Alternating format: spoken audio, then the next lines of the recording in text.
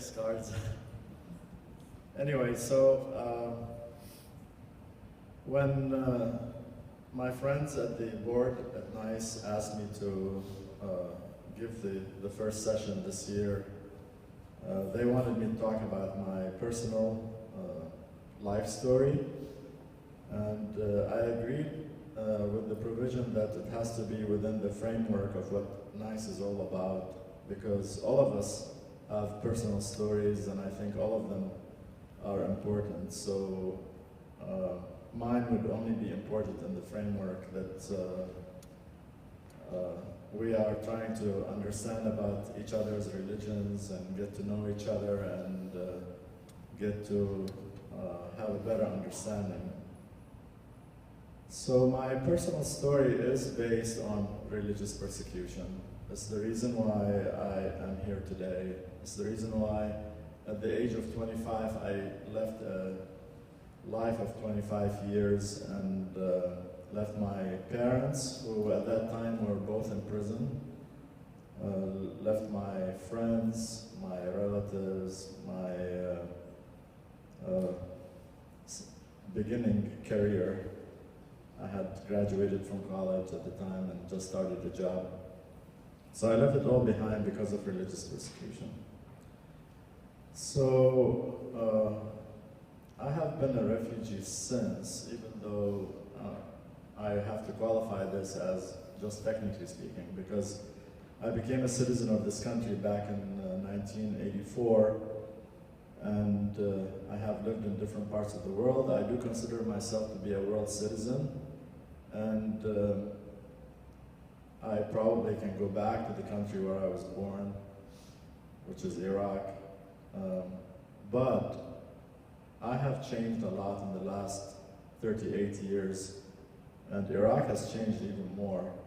So as Heraclitus said, something like, you can never swim in the same river twice, because the river is not the same river and you're not the same person either. So, like I said earlier, that I agreed to give the talk, provided that it's in the framework of what NICE is all about. So if you don't mind, I'll use the first 15 minutes or so to talk more in general terms rather than my own story. And then this will give you material for your breakout sessions, because if you want to discuss and have questions and discussions, it would be something other than my own story. So what is this religious persecution? As a definition, it's simply people are made to suffer solely on the basis of their religious beliefs. Now, some of you may have only heard this term in history books, and some of you may have heard more recent stories about religious persecution.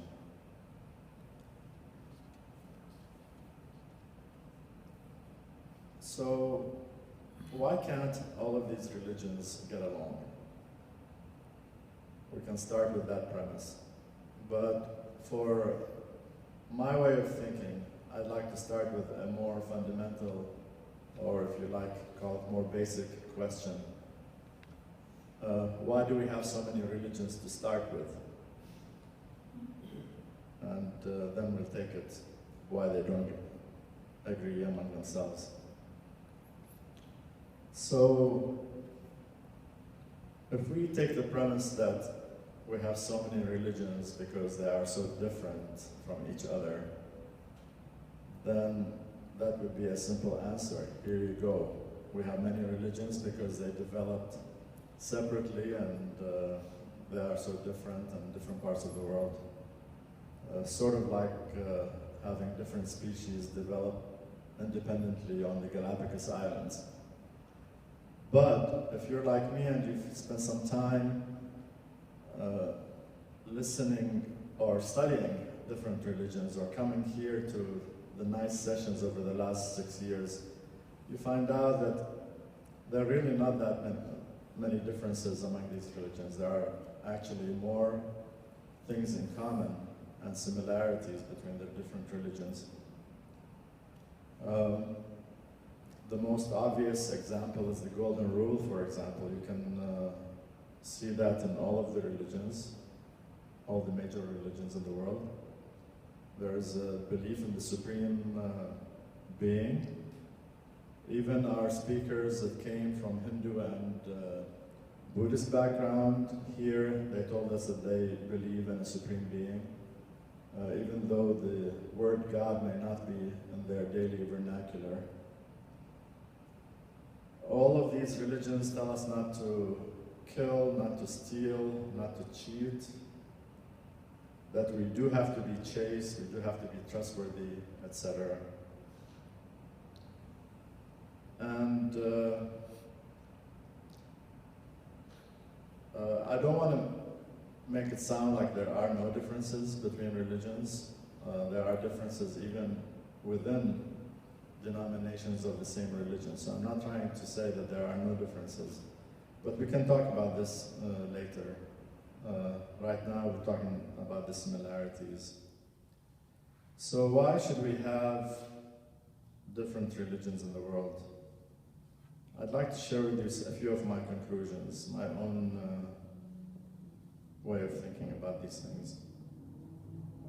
For one thing, the main reason in my opinion is that until a couple of 100 years ago, or 300 years ago, we really lived very far away from each other, and the vast distances that we had before the development of technologies made people in the Pacific Islands, for example, live for thousands and thousands of years before a white missionary came to tell them about Jesus Christ. So, for the way my mind works and my heart tells me that a merciful God would not have left some of his children without guidance, actually the majority of his children, for thousands of years. So there has to have been some guidance, spiritual guidance for all of the children of God.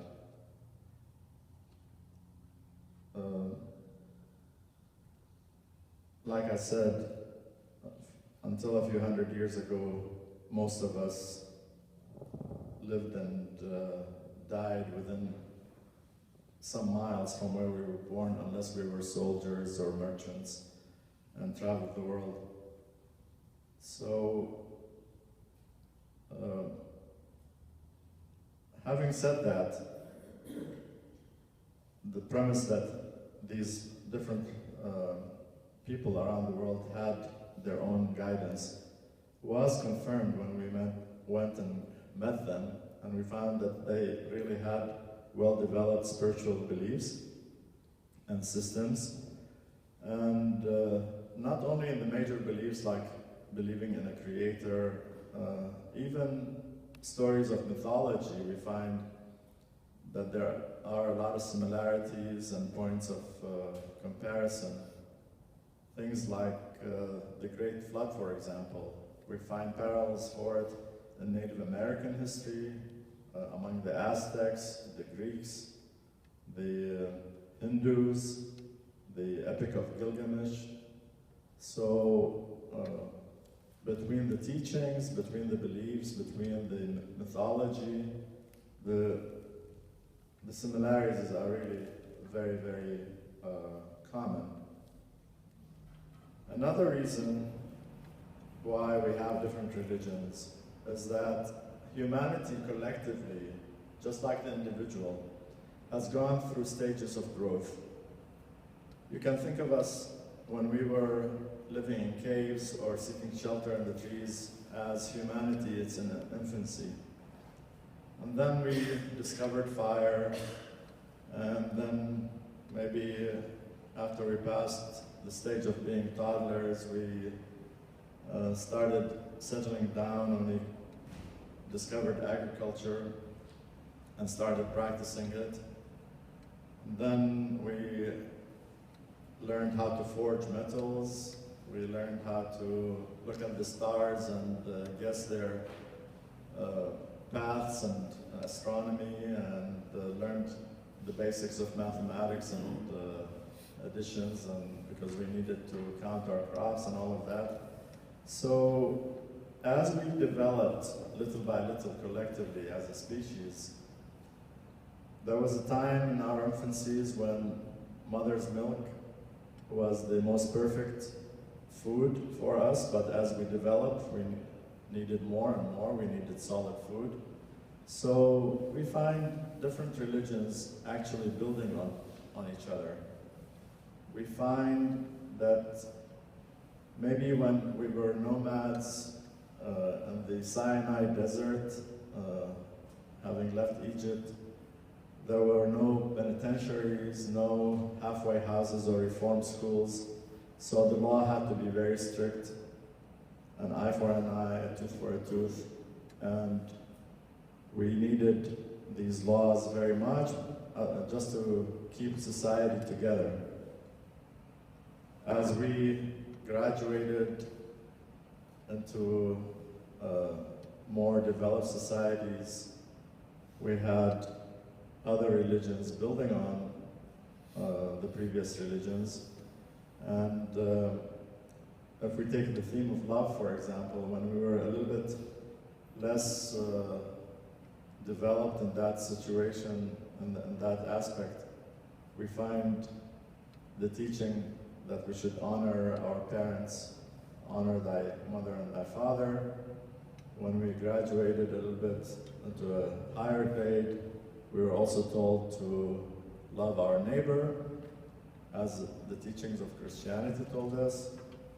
When Islam came, we were told that to love one's country is part of the belief in God, part of honoring God. And more recently in the Baha'i faith, Baha'u'llah tells us that the earth is but one country and mankind is citizens. So if you take themes like that, and the theme of love that I just talked about, is just one example of how they built on top of each other. So that's the second reason why we have different religions. And I can think of one other reason, which is not accepting the new religion. That's how we end up with many religions, because if all people who believe in religion A would accept religion B, then you end up with only religion B, but since we don't accept it, we end up with A and B. So that's another reason why we don't have fewer religions. We have more religions than would have probably been ideally. So let's talk about why those people of religion A did not accept religion B. The first reason I can think of is that change is scary. We would be much more comfortable in continuing what our ancestors have always believed and were happy with. So that's one reason. A second reason would be that different religions, followers of different religions, would find one or two verses in their holy books, and they would just stick to it and have it be the center of their belief. And these verses would make the followers of each of these religions as, thinking that their religion is the end-all religion. Example of these verses would be in Judaism, for example, people believe in the eternal Sabbath and the unchangeable law of God. It's unchangeable because it was written in stone by the finger of God himself. In Christianity, we all are familiar with verses such as, "Heaven and earth will pass away, but my words will not pass away." And a verse such as, "I am the way, the truth, and the life. No man cometh unto the Father but by me." Islam also has verses that have prevented its followers from accepting anything that comes after Islam. And actually, this touches on my own personal story and why Baha'is are persecuted in Muslim countries. In Islam, there's a verse that says, Muhammad is not the father of any of your men, but the messenger of Allah and the seal of the prophets. They also have the idea that the Quran and the Sharia law are for all times and all people and all places. Even when there are some people within a religion or a denomination that are more open to somebody coming and to change and renewal, they too have refused to accept the new religion because like they have been waiting for somebody because of some prophecy or some verses in their religious holy writings. But they have a set number of conditions that they have insisted on them being fulfilled literally before they would accept this new person. For example, before Christ came, people were waiting for their Savior to come from an unknown place. And when Christ came from Bethlehem, everybody knew where Bethlehem was, so that's not an unknown place. And they were waiting for the King of Kings to rule with a rod of iron, and that did not outwardly and literally get fulfilled. Some other religions would be probably waiting for a hidden imam that has been hiding in a well for more than 1,000 years already, and other signs may include things like the moon has to be turning blood red and the stars falling, and other literal conditions that would probably be impossible to fulfill literally. So I have been talking about why we have so many religions. Now we switch to the topic of now that we know that there are many religions and why the persecution? Well, maybe people have not been looking at religions and their relationship with each other in the larger context that I just have been trying to explain. So therefore we see others as alien to our ways of life, and therefore we are afraid of them. So that would be also called unfamiliarity with others. I don't want to use the word ignorance because it has negative connotations, but basically until recently with the more recent attempts to have interfaith dialogue and meetings like we have here at NICE, we really have not known much about our neighbors and other people. So we're familiar with phrases like fear of the unknown or ignorance breeds fear. And fear does not have to be physical fear, like a big guy may not be afraid of a smaller guy, or a big country that has nukes and everything doesn't really need to be afraid of, like for physical well-being. But we are afraid of losing power, losing status, and losing a way of life. Another reason for the persecution is that in societies, especially such as ours, we are taught from our childhood traits that would make us value superiority, value competition. We have always looked for who is the fastest runner, who is the tallest guy in the football team, who is the girl with the bluest eyes, who is the guy with the fairest skin. And that actually sounds almost like we're talking about racism, but you see the similarities. So religious persecution is in many ways similar to racism.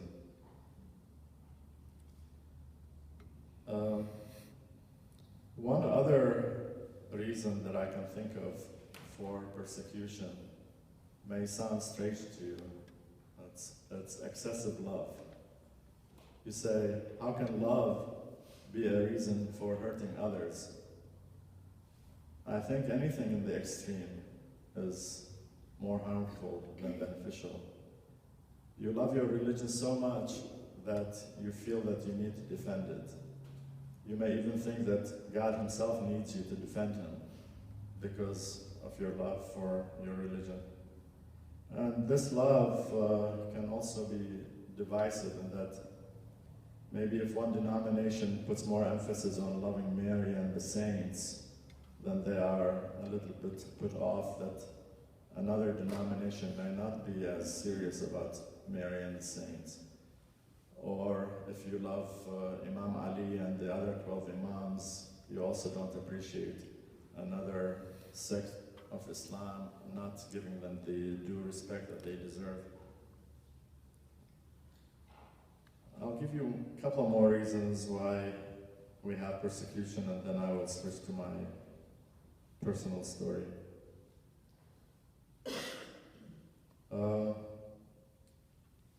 We have taken, or many denominations have taken, some verses out of context from their religious texts, such as the Hebrew Bible or the Quran. These verses were for a certain time when existential battles and existential wars were necessary. Otherwise, the new religion might have been snuffed or snipped in the bud. So God says, go out and take back your land, or go out and defend yourself. So these were like defensive wars, existential wars for the survival of the new religion, the nascent religion. So we take those verses from thousands of years ago, and even when we are now in the majority and we are no longer a minority, we use these verses as context for continuing our aggression against other religions. And another form of persecution is actually, even though it's religious persecution, but it's not perpetrated by any religious authority, but by governments and civil authorities that use religion in order to promote certain goals they have, or use a certain people as scapegoats.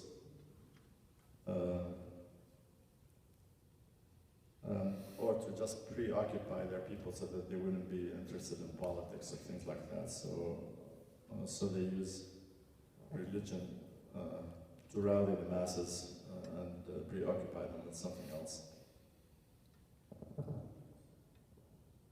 Even though I said I will go to my personal story, one last thing is that I wanted to bring to your attention the different types of persecution. A lot of us think of persecution as something that we have seen like in the Passion of Christ and things we have seen even in horror movies where there is physical and mental forms of persecution where people are tortured and things like that. This country was built on people escaping such type of persecution and coming here. But even after we established this country, we ourselves went through experimentation with this ourselves. So I bring to your attention like the Salem witch trials and how we chased the Mormons all the way to Utah, forcibly converting the natives to Christianity, treating the Jews as second-class citizens, etc. But in addition to this type of persecution, what happens today in different parts of the world are things like denial of job opportunities for people. Even when you don't employ them and they try to start a business on their own, open a store or some kind of business, a car repair shop, you go and close it. So that's economic persecution that affects the very livelihood of these people. In Iran today, with the Baha'is, there is exclusion of students from opportunities for higher education. You cannot go to college unless you denounce your belief in the Baha'i faith. Even small children get humiliated in front of the class in their grade schools. They're brought in front of the class and made fun of by their teachers when they're only like 9, 10 years old. Another form of persecution is where even the dead don't escape. You have desecration of cemeteries, vandalism, even bulldozing the graves to the like level with the ground.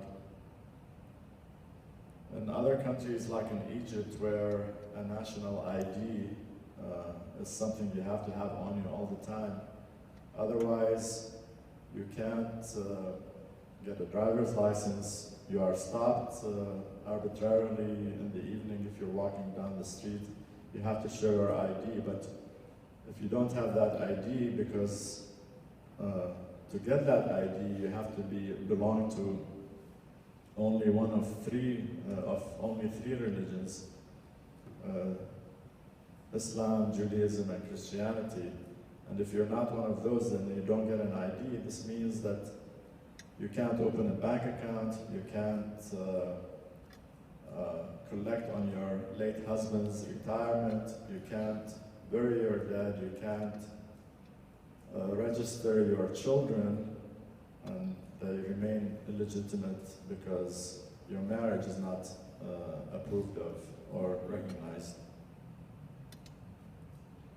And you also get attacks in newspapers and mass media, fabrication of lies to poison the public opinion, accusation of being spies for other foreign powers, things like that. So, all of this introduction, sorry it took long, was just to give a context for my story. So like Sally said, I come from Baghdad, Iraq. I was born in the early 1950s there, and at the time I was born, Iraq was a monarchy. And I truly can say truly that my childhood was a very pleasant and happy childhood. My parents were both teachers, so even though we were not well off, but we never wanted for anything. So it was a good life. And even though I grew up hearing about the persecution of the Baha'is in the Middle East and in Muslim countries, at that stage in my life, there was like an ebbing of that type of persecution, and I did not experience it. We had Baha'i centers that we could meet at, and we had children classes, we had books, we had meetings. So, again, life was good. Until I was about 9 years old, when after different governments, the monarchy was toppled, we had some ruthless coups and revolutions and bloody revolutions. By the age of 9, I think I was on my third new revolution and government system. At that time, some other countries in the Middle East put pressure on the government of Iraq to put their thumb on the Baha'i faith and give us a hard time. So they confiscated all of the property. The government came. My dad at the time was a member of the administrative body, the national administrative body of the Baha'is of Iraq. We don't have clergy in the Baha'i faith. but we do have an administration. And my dad was both, in my opinion, brave and maybe too optimistic. He insisted when they came to confiscate all of our national properties that he would take inventory, and he made those guys sign. He was hoping that someday will come when they would return these things for us. And they indulged them. Initially, things were not as harsh and not as ruthless. And then there was a time when they decided that we could not keep any books. So again, we consulted with the government, and the agreement was that we could deliver the books ourselves to a central location where they could take them, instead of them raiding the houses and taking the books. So this new wave of persecution was gradual. After all, you don't need a place to worship God. You can worship in your own home. And even though we could not have meetings more than like maybe a couple of families coming together to say prayers, and usually relatives or a larger family would come to say prayers, it was okay with us. Like I said, we didn't need to have Baha'i centers. But things kept progressing worse and worse as I grew up. And by the fourth government that came back in 1968, it was the government that ended up with having Saddam Hussein and his Ba'ath Party as the rulers of the country. They actually issued a law in the books banning all Baha'i activities. It was law number 105 in 1968. I still remember it because the whole country was under like an atmosphere of fear, and it wasn't only because of religious persecution and minorities, but the whole country was in an atmosphere of fear because the government was very ruthless. So in order not to put ourselves in trouble, when people asked us to tell them about the Baha'i faith, you never knew who was asking you, whether they were just trying to make you to talk so that they could incriminate you or entrap you. So we always cited this law 105, said we are law-abiding citizens and we can't talk about it because of law 105. So, but even with all of these things, we could still go to schools, we could still hold our jobs, and it wasn't as bad. Then in the early 70s, one incident happened, and that changed everything for my family and myself, and actually all of the Baha'is of Iraq. There were some Baha'i girls in high school, and one of them became friends with this other girl who is from Shia background. She's a Muslim Shiite. And they became really good friends, and the more this Shia girl got closer to her Baha'i friend, she really wanted to know what made her so special, what made her behave in certain ways, and with insistence and prolonged period of questions and answers, this Muslim girl decided that she wanted to become Baha'i.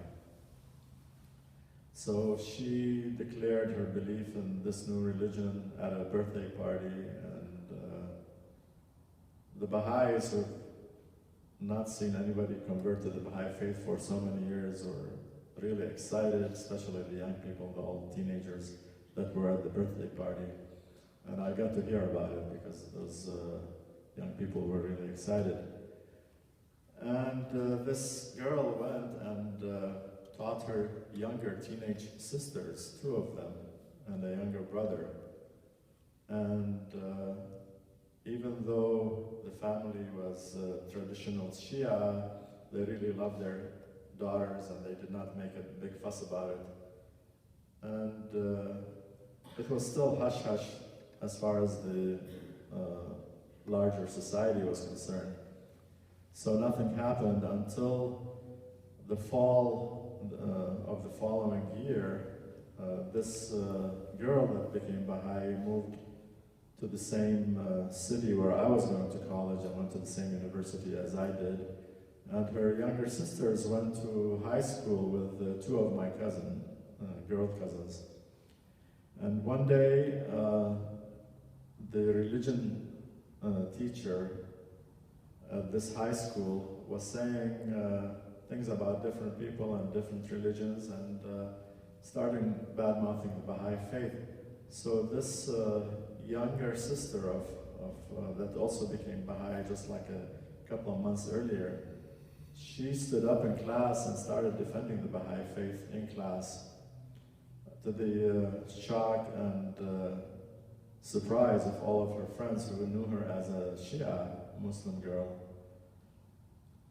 And as things happened to be, another person that went to that same high school and attended the same class, who was there when this happened, was the daughter of the Minister of Interior Affairs, a very scary guy who was in charge of the secret police and the intelligence agencies and all of that. So she went and told her dad that night, and he thought this was so outrageous that he himself, the Minister of Interior Affairs, had to come to the school the second day and interrogate this 14-year-old girl who was very brave and answered all of his questions and was so eloquent in her defense of the Baha'i faith that he didn't have words to say. He was so flustered, he said, "All I can say is that if you were my daughter, I would put a bullet in you right here and now. But I'll show these SOB Baha'is how we're going to need to tighten the noose from now on." And that same day, they came and arrested my two cousins that were in that class. These two girls led them to their father, so my uncle, so they went and took my uncle, and then they went from house to house, like they catch one Baha'i and they say, "Okay, who are your relatives who are Baha'i? Who are your friends who are Baha'i?" And they went from house to house, arresting more and more Baha'is. At that time, I was in college in Suleimania, North Iraq, in what is now Kurdish territory, Kurdistan of Iraq. So I heard about it, and because that other girl, their older sister, was with me at the university, I kind of knew that they will come for me. And when I knew that my father was taken as one of the Baha'is, I thought I would at least go and have a chance to say goodbye to my mom, not knowing that my mom was also taken to prison before I could reach Baghdad. Leaving my two sisters without parents, actually, because both my parents were in prison. So they had to go live with my grandmother, and my grandmother had room in her house because two other of her daughters, other than my mom, and one of her sons were also taken to prison. So my sisters ended up living with my grandmother in my aunt's room. And my intuition about myself, maybe next, turned out to be true. So I took a suitcase with me and I got in a 5-passenger taxi that was going to take me from Suleimania to Baghdad, but I could only make it to the checkpoint. How are you doing on time, Sally? Okay. Okay, so I'll hurry up. So I only made it to the checkpoint. They have checkpoints between cities in Iraq. We here don't know how lucky we are. We can go 50 states without being stopped. But over there, you have to stop at the border of each town. So apparently they had my name. They made me come out of the taxi cab, and the taxi driver was insistent that he would give me back my money. was a real nice guy, and he gave me my suitcase, and I stayed in the checkpoint, a small shack, waiting for the guys from the internal security, the plainclothes police to come and get me. And they came and took me, and like they had all of these different hand holds, like they, freeze you, that you can't move your arm because you're such a bad criminal and all of that, and they put me in a pickup truck and took me back to jail. There was a lot of interrogation that night, and there was one other student who was behind about my age.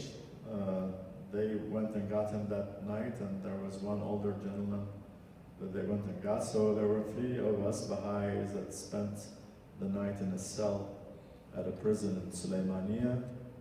Next morning, real early in the morning, they put us in another pickup truck, this time in handcuffed to each other, and took us to another city that was just about an hour and a half away, to another jail. And this other jail location, the jail was so crowded that people had thin throw rugs and mattresses and blankets on the floor where they slept. And I had my suitcase with me, and there was no place to set it down until somebody came and told us that on the other side we could just go. And so this was a place where we actually had to take turns sleeping. Like, people would sleep for 2-3 hours, and while the others would pace back and forth by the lavatories and the bathrooms until their turn was to come and sleep for 2-3 hours, because there was no room for everybody. And I stayed there for about a week, and then we were told that they were going to take us to Baghdad, to the Central Intelligence Agency, to be further interrogated there. And that's where my parents were, and it was something to look forward to go see the other Baha'is in prison. And as a young person, having read stories like any one of you would be reading about Joan of Arc or others, there's like this sense of heroism, and you're one of the disciples, and you're one of those people that are suffering for your faith. So there is a sense of heroism. Anyway, before they took us to Baghdad, some of the other prisoners warned us that it's going to be really, really cold. This was actually on Christmas Day in 1972. And even though Iraq is not as cold as Minnesota, but it's desert, and they put us in a truck that was open. It had a cage type of thing. It's like a prisoner delivery truck, but it didn't have any canvas on it or anything like that. So because I had my suitcase with me, I had extra pairs of pajamas and things like that. So we really had many layers of undergarments, and I tried to tie a shirt around my head because I didn't have a hat, but that flew away like 5 minutes into the trip because it was really windy in the truck, and the handcuffs were very cold. Metal will steal the heat from you. And the other inmates in the truck were like, I still remember there was a mentally ill person that didn't have more than just one layer of clothing on him, and his teeth were chattering and everything. We were going to deliver him to the mental hospital on the way, and there was a deserter from the army that had a couple of bullets in his leg, and we were going to deliver him to the hospital, military hospital. And so it was a very miserable 5-hour trip in the early morning hours, like 5 a.m. on Christmas Day, to go to Baghdad. And so I'm gonna hurry up in the story. There was about a month afterwards in Baghdad of interrogation and solitary confinement. confinement. I saw my father there in prison, my uncles, one of them was in solitary the whole time. There were other Baha'is, and the whole interrogation was, what is your relationship with Israel? You have to confess that you are spies for Israel, and no matter how many times you deny that you have anything to do with politics, that you have anything to do with foreign powers, they just drill you over and over again. And they wait sometimes till 1 a.m. before they would call you for interrogation. So there was like very interrupted sleep. We didn't have warm water. I learned tricks in that time, how to open like a vegetable can by rubbing the edges of the can on concrete floor until the seal would wear out, and then you pop it and the lid would come off. So there are all kinds of like funny stories. For showers, we learned the trick that if we lather the washcloth and you lather your body without putting any water on it, then you only have to endure rinsing it off quickly, because you can't stand under cold water in the shower. So you lather first and then you just wash it off. And then I was released on bail for a couple of months, and I was able to go back to my college and resume my education. And then I received notice that I was summoned for a trial. They wanted to take us for trial. In the meanwhile, my father and my uncles, they had remained in jail all of that time. We went to trial, and as soon as we got to the courtroom, the trial was postponed. And okay, so I was on bail. I came by myself to the courtroom. Why can't I go home until the next trial date? They said, no, you can't. Now you have to go back to jail again. So this time, jail lasted another 3 months. And again, very bad conditions, sleeping on like a 1-inch mattress on concrete floor, and in the cold in the winter. Actually, there was about a week of that where we had to sleep under the sky in the courtroom, in the courtyard, because they had a lot of prisoners that they brought from, there were smugglers, nomads, and many of them were older people, so the younger of us volunteered to sleep in the courtyard so that the older people could sleep indoors. And then the trial actually ended up happening after all, and all of the sentences were arbitrarily handed out. My colleague from school ended up with a life sentence. My sentence was a fine of less than $2,000, but for Iraqi economy, and at that time that was a lot of money. There was one wealthy Iraqi Baha'i family that ended up paying the fines for all of the ones that were fined. My father got life in prison, my mom got 15 years in prison, and that's why when I left Iraq some 5-6 years later, they had still been serving their long sentences. I ended up leaving because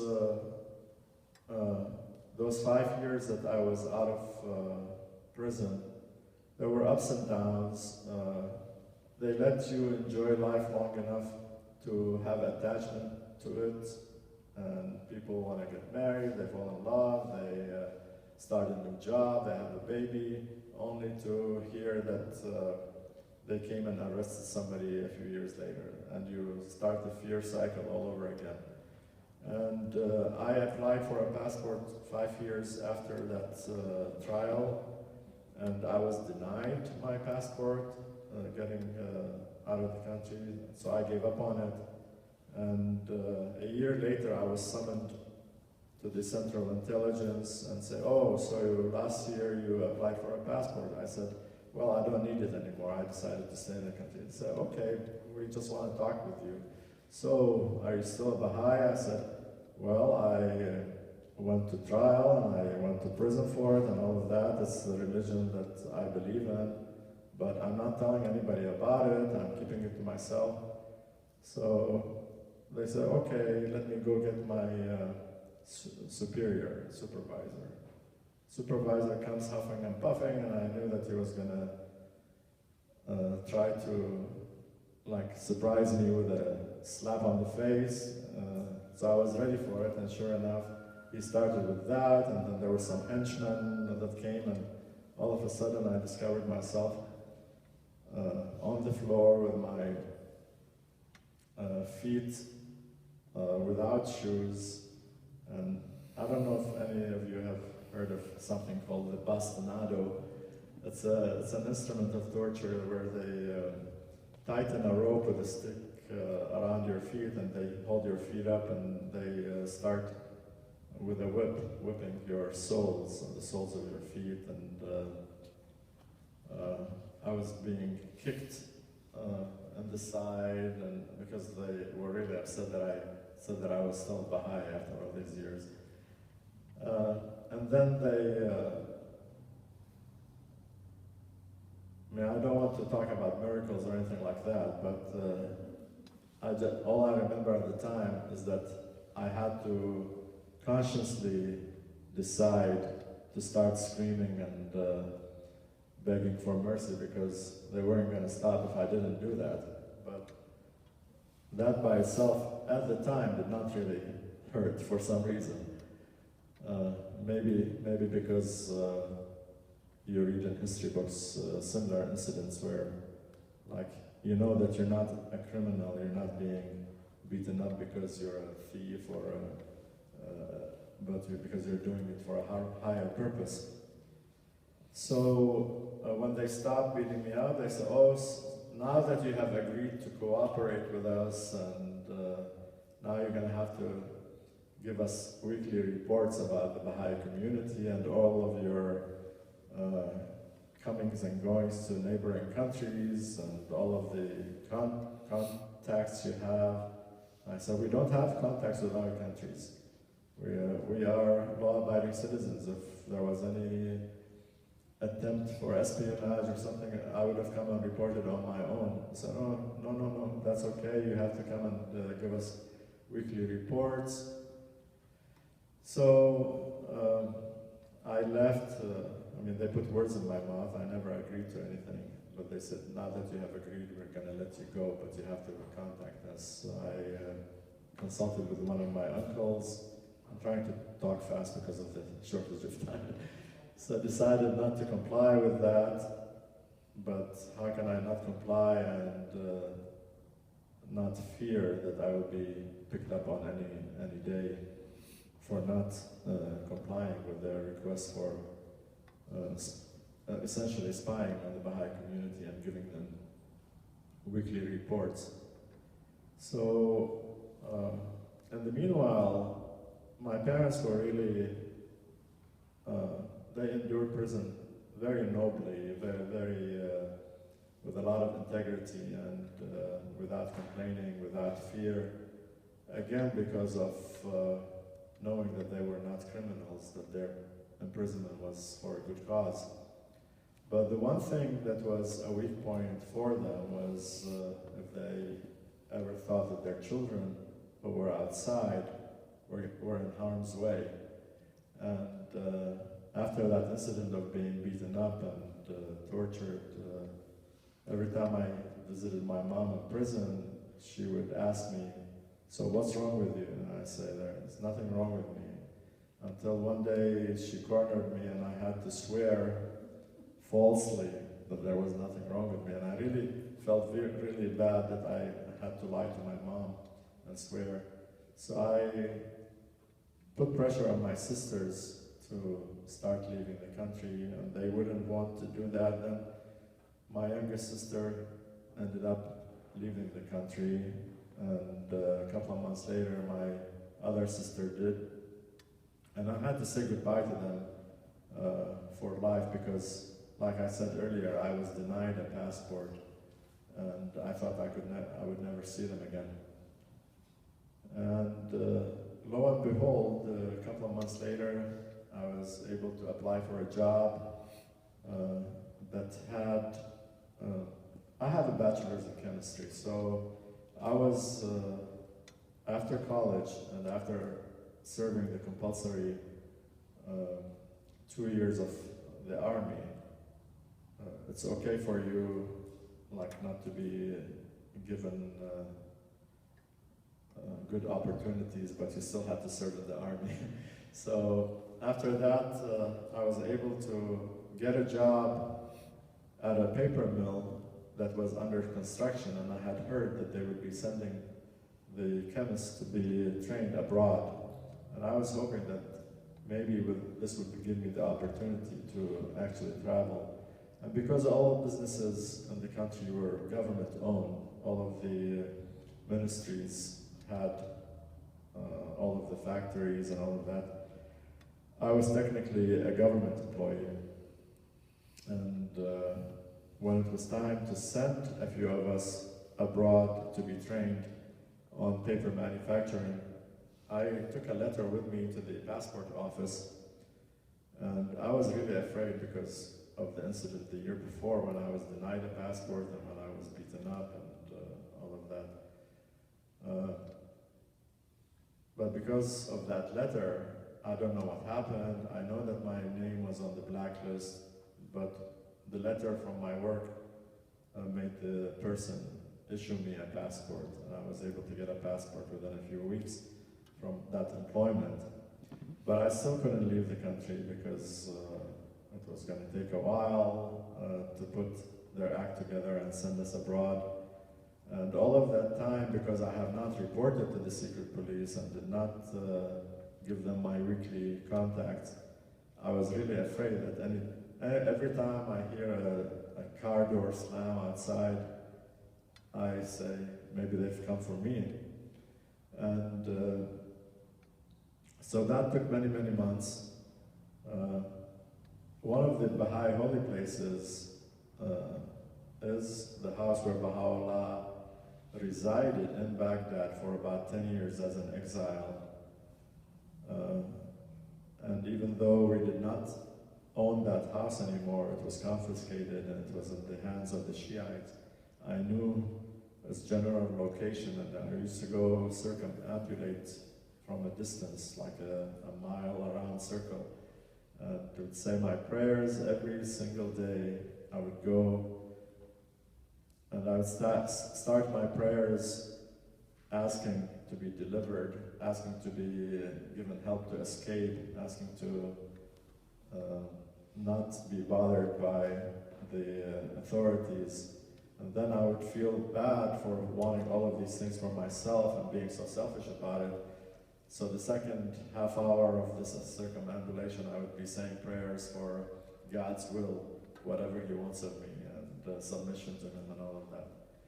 And that daily circumambulation also tired me physically, so I could sleep at night. So the end of the story is that finally the time came, and there were lots of miracles actually involved in this. Like, for example, one reason I would have gone back to Iraq is that I had to be sponsored by somebody that would guarantee my return. And all of a sudden, like a week before departure day, they changed the law, and I no longer have to have a sponsor. So I left with the group. We went to Tunisia, North Africa, and we were going to go from Tunisia to Aberdeen, Scotland, to West Germany at the time, and then back to Iraq, all of these places where I would be trained. But I only made the first leg of the trip.